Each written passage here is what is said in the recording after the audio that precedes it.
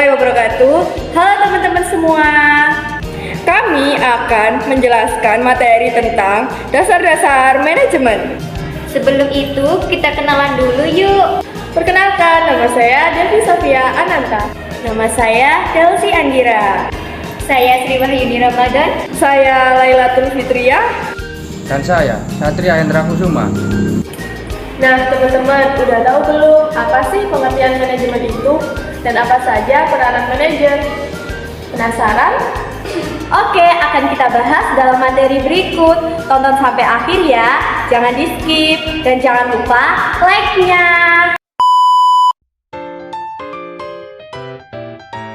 Teman-teman, udah pada tahu belum apa itu pengertian manajemen? Oke, mari kita bahas. Kata manajemen bersumber dari bahasa Inggris, yakni manage, yang memiliki arti mengatur, merencanakan, mengelola, mengusahakan, dan memimpin. Manajemen merupakan suatu seni di dalam proses dan ilmu pengorganisasian. Dengan kata lain, manajemen adalah proses dalam melaksanakan aktivitas-aktivitas perencanaan, pengorganisasian, menyusun sumber daya manusia, menggerakkan sumber-sumber daya organisasi lainnya, serta pengendalian melalui pengetahuan dan keahlian untuk mencapai tujuan organisasi secara efisien. Berikut pengertian manajemen menurut para ahli. Yang pertama, George R. Terry. Menurut George Robert Terry, pengertian manajemen adalah sebuah proses yang khas yang terdiri dari beberapa tindakan, yakni perencanaan, pengorganisasian, menggerakkan, dan pengawasan. Semua itu dilakukan untuk menentukan dan mencapai target atau sasaran yang dicapai. Yang kedua, Henry Fayol. Menurut Henry Fayol, pengertian manajemen adalah suatu proses perencanaan, pengorganisasian, pengoordinasian, dan pengawasan atau kontrol terhadap sumber daya yang ada agar mencapai tujuan secara efektif dan efisien. 3. James A. V. Stoner. Pengertian manajemen menurut James A. V. Stoner adalah proses perencanaan, pengorganisasian, dan penggunaan sumber daya organisasi yang lain dalam rangka mencapai tujuan organisasi yang telah ditetapkan di organisasi tersebut. 4. Dr. Bennett N. B. Silalahi, M.A. Menurut Dr. Bennett N. B. Silalahi, M.A., pengertian manajemen adalah ilmu perilaku yang terdiri dari aspek sosial, eksak, bukan dari tanggung jawab keselamatan serta kesehatan kerja baik dari sisi perencanaannya. 5. Lawrence A. Apley. Lawrence A. Apley mengemukakan arti manajemen adalah sebuah keahlian yang dimiliki seorang atau organisasi untuk menggerakkan orang lain agar mau melakukan sesuatu. 6. Renville Siagian. Menurut Renville Siagian, pengertian manajemen adalah salah satu bidang usaha yang bergerak di bidang jasa pelayanan yang dikelola oleh tenaga ahli yang terlatih dan berpengalaman. 7. Frederick Winslow Taylor. Menurut Frederick, manajemen adalah sebuah percobaan yang dilakukan secara sungguh-sungguh guna menghadapi setiap persoalan yang muncul dalam setiap kepemimpinan organisasi. Setiap sistem kerjasama yang dilakukan setiap manusia dengan sikap serta jiwa seorang sarjana serta penggunaan alat-alat perumusan. Yang ke-8, Ricky W. Chifrin. Menurut Ricky W. Chifrin, pengertian manajemen adalah sebuah proses perencanaan, proses organisasi, proses koordinasi, dan proses kontrol terhadap sumber daya untuk mencapai tujuan dengan efektif dan efisien. Yang ke-9, Mary Parker Follett. Mary Parker F. mengatakan bahwa pengertian manajemen adalah sebagai suatu seni. Tiap-tiap pekerjaan bisa diselesaikan dengan orang lain. Dan yang terakhir, Oil Yang Lee.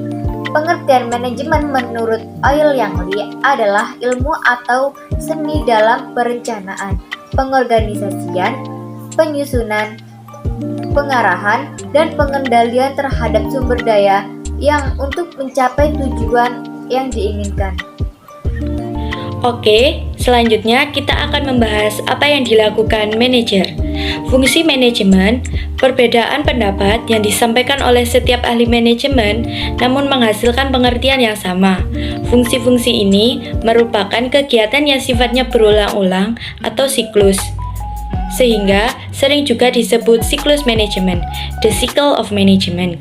Ini berarti bahwa tugas-tugas manajemen dalam organisasi tidak berhenti hanya pada satu periode saja, tetapi akan dilanjutkan pada periode berikutnya.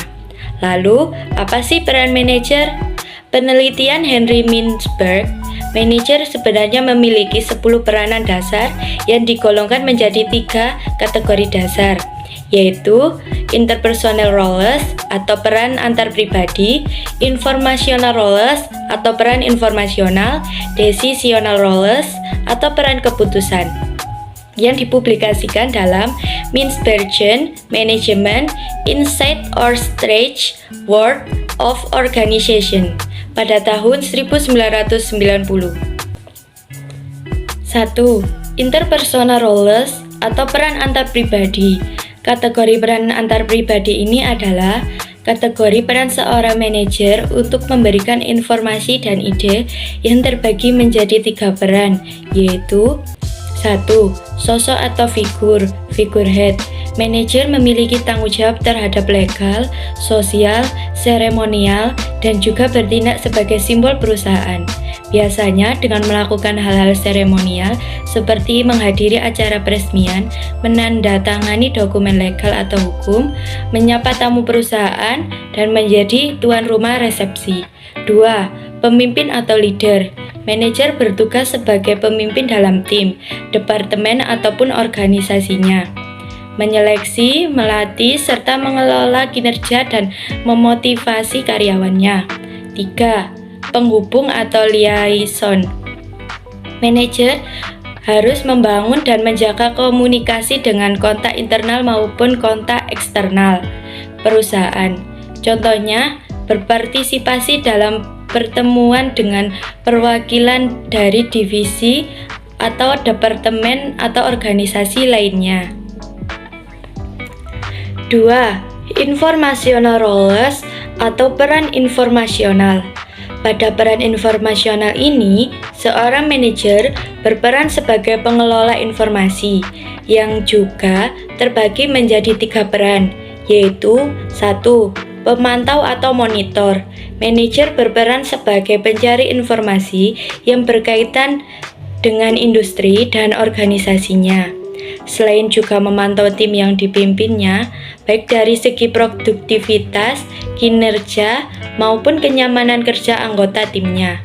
2. Penyebar informasi atau diseminator. Manajer harus menyebarkan dan mengkomunikasikan informasi yang didapat kepada orang lain yang ada di dalam organisasinya. Contohnya, dengan menyampaikan memo, email, atau laporan kepada bawahannya mengenai informasi dan keputusan yang telah diambil.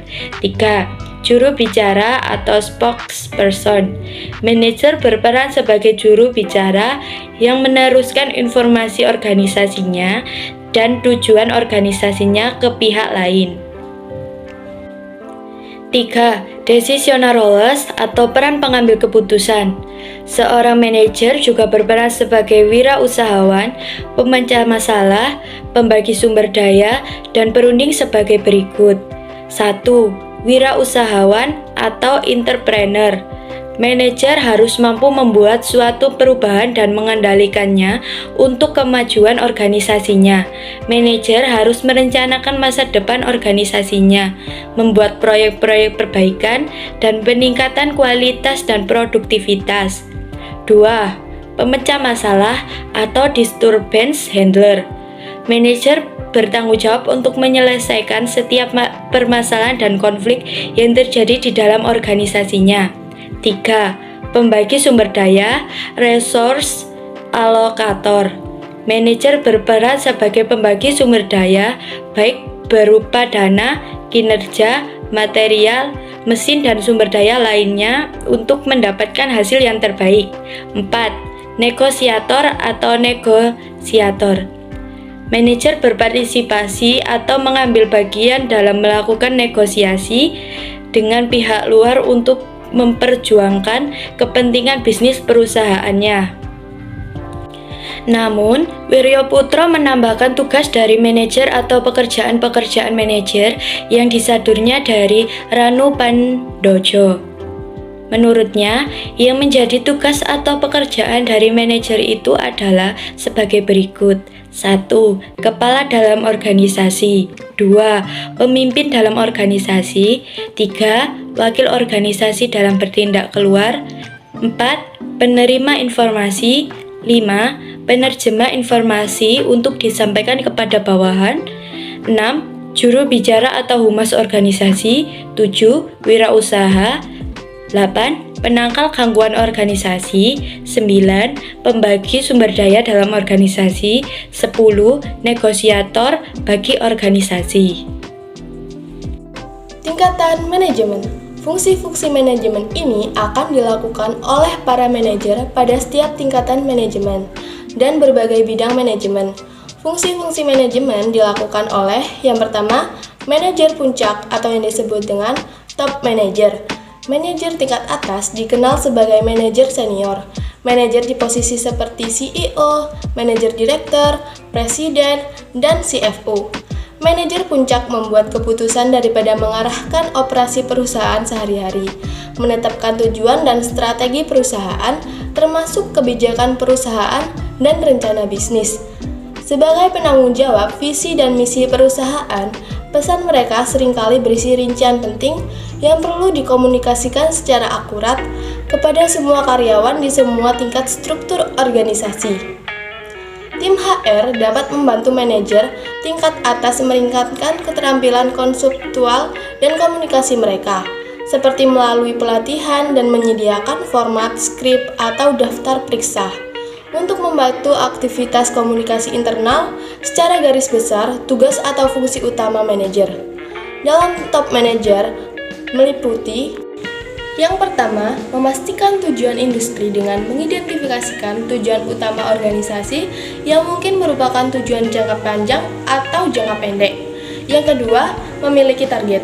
Yang ketiga, buat rencana, kerangka kerja, dan kebijakan untuk mencapai tujuan utama yang telah diterapkan.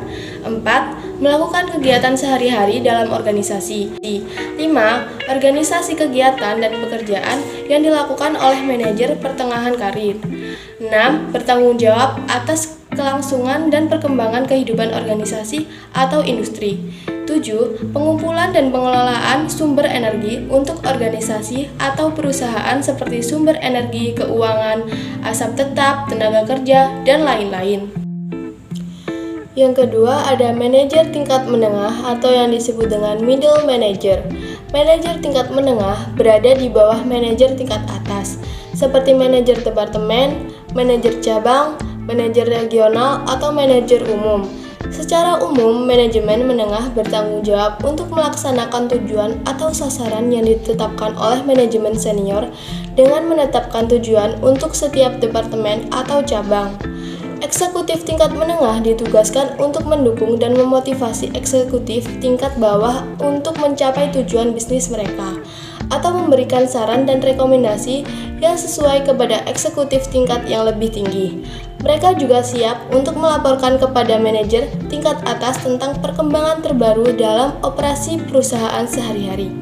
Manajer tingkat menengah adalah perantara antara manajemen senior dan bawahan, dan bertanggung jawab untuk mengkoordinasikan kegiatan semua departemen. Manajer ini juga melakukan fungsi tingkat atas di departemen atau unit kerjanya, seperti perencanaan, pembuatan kebijakan, pengumpulan, dan pengelolaan sumber daya untuk setiap departemen.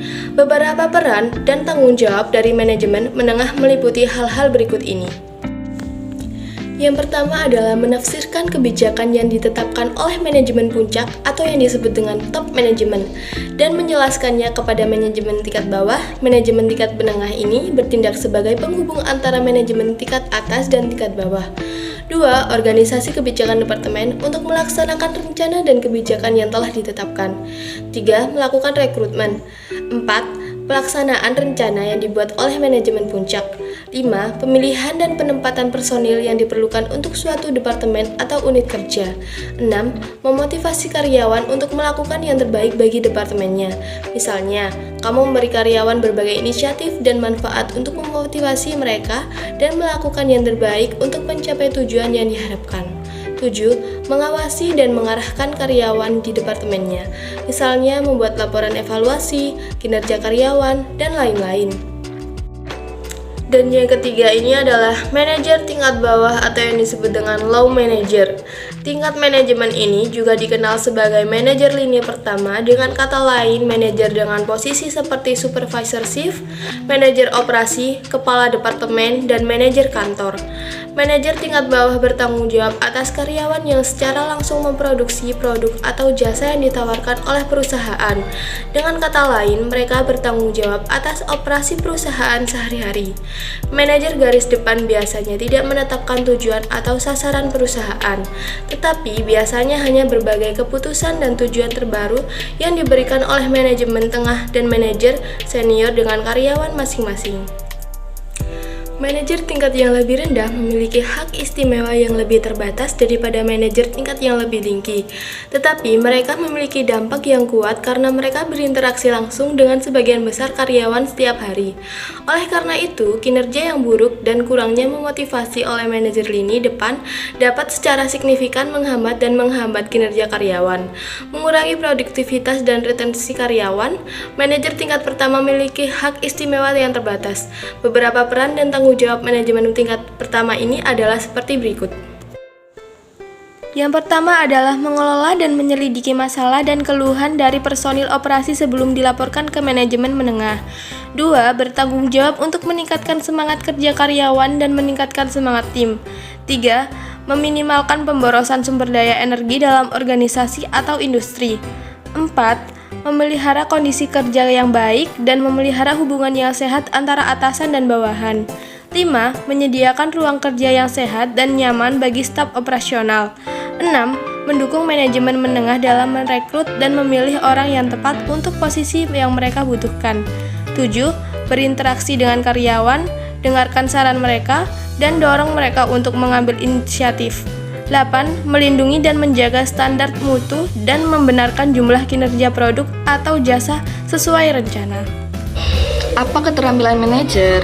Robert L. Katz mengemukakan ada 3 keterampilan manajemen, antara lain keterampilan teknis, manusiawi, dan konseptual. Keterampilan teknis atau technical skill adalah keterampilan manajerial di mana seorang manajer melaksanakan tugas-tugas khusus yang berkaitan dalam tanggung jawabnya.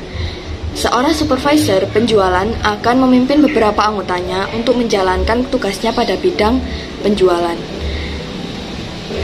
Adapun keterampilan manusiawi atau human skill adalah keterampilan yang dimiliki manajer untuk bekerja sama secara individual dan kelompok dalam sebuah organisasi.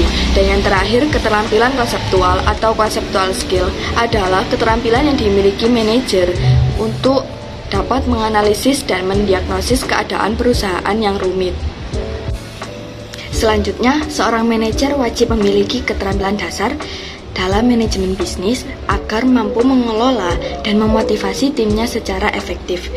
Peran utama dari seorang manajer di setiap organisasi maupun perusahaan adalah untuk memimpin, memotivasi, mendukung, dan mendorong karyawan untuk mau bekerja sama mencapai tujuan perusahaan. Dan yang paling penting, seorang manajer harus mampu membawa pengaruh signifikan dan berarti bagi tim maupun perusahaannya.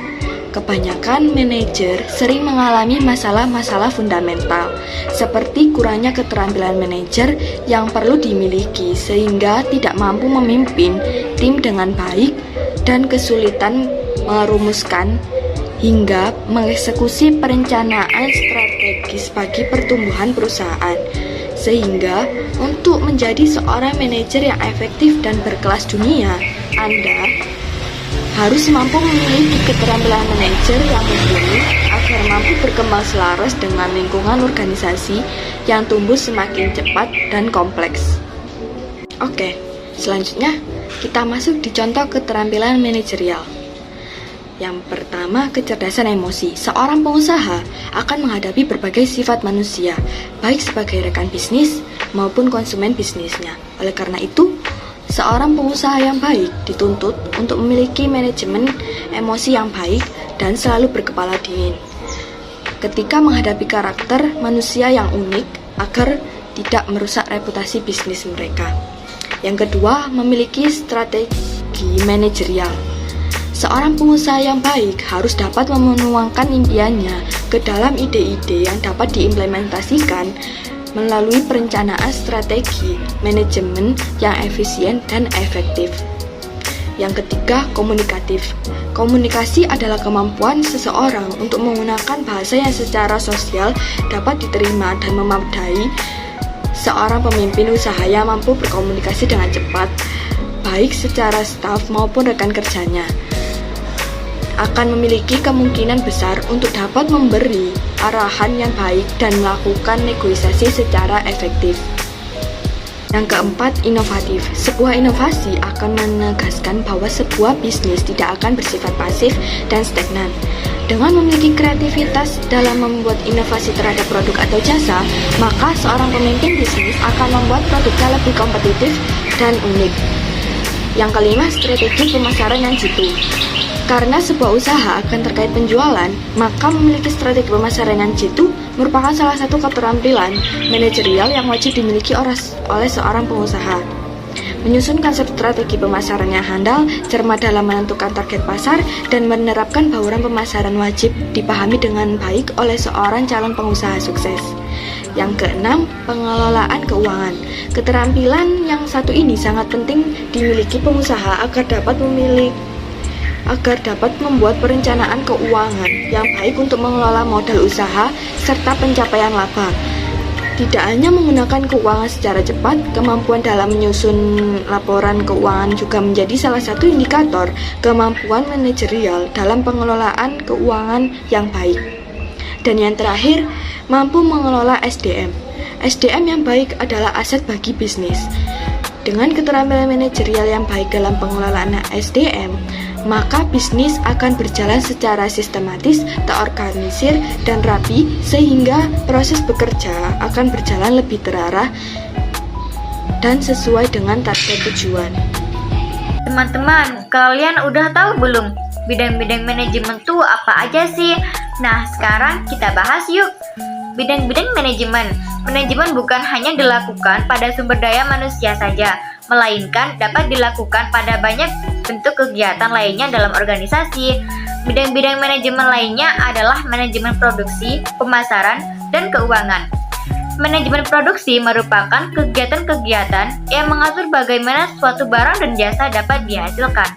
Aktivitas-aktivitas tersebut mulai dari pengadaan barang mentah, sortir, sampai kepada suatu barang dapat dihasilkan dan siap untuk dipasarkan. Manajemen pemasaran berkaitan dengan kegiatan untuk mengetahui barang apa yang dibutuhkan masyarakat dan sistem pendistribusian produk, pengembangan produk, dan penetapan strategi pemasaran yang dapat dilakukan agar dapat mencapai tujuan organisasi. Manajemen keuangan merupakan aktivitas-aktivitas yang berkaitan dengan sumber dan alokasi penggunaan untuk menjalankan kegiatan perusahaan. Berdasarkan pada berbagai bidang dan kegiatan dalam organisasi, manajemen dapat dibagi ke dalam berbagai bidang manajemen. Fred Lucas dan rekannya membagi aktivitas-aktivitas manajemen ke dalam 4 kegiatan antara lain: manajemen tradisional, komunikasi, manajemen sumber daya manusia, dan pembangunan jaringan. Kemampuan yang dimiliki seorang manajemen antara lain: 1. Merencanakan dan menentukan strategi. Perencanaan adalah segalanya karena merupakan fondasi dari tugas yang akan dilaksanakan nantinya. Yang kedua, aplikasi dari pengorganisasian. Kemampuan kedua yang dimiliki oleh lulusan manajemen adalah dapat menerapkan pengorganisasian atau pengaturan dengan baik. Yang ketiga, mampu memberikan pengarahan dengan baik. Skill selanjutnya yang dimiliki adalah dapat memberikan pengarahan yang baik. Pengarahan bukanlah hal yang mudah karena perlu kemampuan komunikasi yang jelas agar tidak terjadi salah paham atau salah menangkap informasi. Yang keempat, pengendalian. Ahli manajemen memiliki pengendalian yang baik atas perusahaan atau bisnis yang dijalankannya. Pengendalian ini dilakukan dengan melakukan pengawasan, penilaian, sampai mengukur pencapaian dari tenaga kerja, dan yang terakhir, evaluasi. Skill terakhir yang pasti akan didapatkan oleh ahli manajemen yaitu pintar untuk mengevaluasi kegiatan yang dibuat apakah sesuai rencana atau tidak. Bagaimana seorang manajer mengambil keputusan? Seorang manajer mengambil keputusan biasanya menggunakan analisis SWOT. Analisis SWOT adalah identifikasi secara sistematis untuk merumuskan strategi perusahaan, termasuk strategi pemasaran. Analisis ini didasarkan logika yang dapat memaksimalkan strength, kekuatan, opportunities, peluang, weakness, kelemahan, dan threats, ancaman. Proses pengambilan keputusan strategis selalu berkaitan dengan pengembangan misi, tujuan, strategi, dan kebijakan organisasi. Tim pemecahan masalah dan pengambilan keputusan merupakan jantung kegiatan keputusan. Tempat pengendalian internal merupakan persepsi orang-orang mengenai kemampuan mereka untuk melakukan tindakan khusus, seperti memecahkan masalah. Penggunaan metode pemecahan masalah yang efektif cenderung dapat menjamin bahwa akar permasalahan sudah diidentifikasi, ditentukan, dianalisis, dan diukur. Dengan menggunakan masukan ganda dan metode pemecahan masalah yang menjamin penemuan akar permasalahan, tim bisa menjajaki permasalahan kembali menuju ke sebab awal masalah itu. Dengan mengidentifikasikan akar permasalahan, dapat menggalakkan penyeleksian solusi yang berhadapan langsung dengan pemecahan daripada gejala-gejala saja. Proses pembuatan keputusan seorang manajer dibagi menjadi 7, yaitu 1. Pemahaman dan perumusan masalah. 2. Pengumpulan dan analisa data yang relevan. 3. Evaluasi alternatif. 4. Pengembangan alternatif. 5. Pemilihan alternatif terbaik. 6. Implementasi keputusan. 7. Evaluasi hasil keputusan. Proses pengambilan keputusan memiliki beberapa tahapan. Tahap 1. Pemahaman dana pemecahan masalah. Tahap 2. Pengumpulan dan analisis data yang akurat.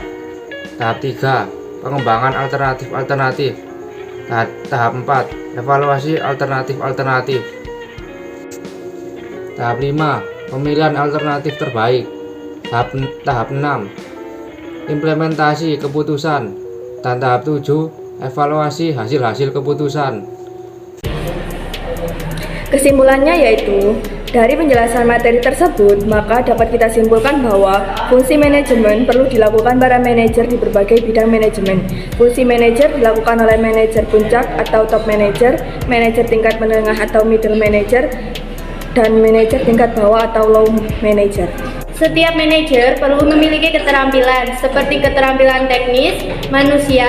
Selain keterampilan skill yang didapat oleh ahli manajemen atau manajer, yaitu pintar untuk mengevaluasi, karena sebagai seorang manajer perlu mengevaluasi agar bisa menilai berjalan sesuai rencana atau tidak, dan jika ada yang salah perlu segera dilakukan perbaikan. Manajemen juga memiliki bidang-bidang bukan hanya dilakukan pada sumber daya manusia saja, melainkan dilakukan pada banyak bidang lainnya dalam organisasi, dan apapun peran manajer sangat penting bagi karyawan.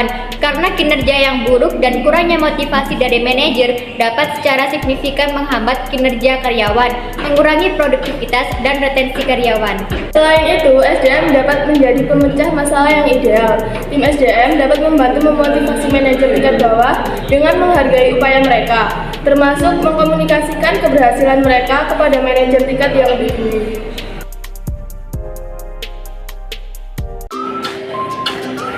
Nah teman-teman, sudah jelas belum materi yang kami sampaikan mengenai dasar-dasar manajemen? Jika belum paham, kalian boleh tanya lewat komentar ya. Kami harap teman-teman semua paham dengan materi yang kami sampaikan tadi. Kami mengucapkan banyak terima kasih kepada Ibu Dewi Komalasari yang telah memberikan tugas dan materi ini. Dan tidak lupa kami juga mengucapkan terima kasih kepada teman-teman yang sudah menonton video ini dari awal sampai akhir. Kami meminta maaf apabila ada salah kata maupun tingkah laku kami yang kurang sopan. Jangan lupa like-nya ya teman-teman. Kami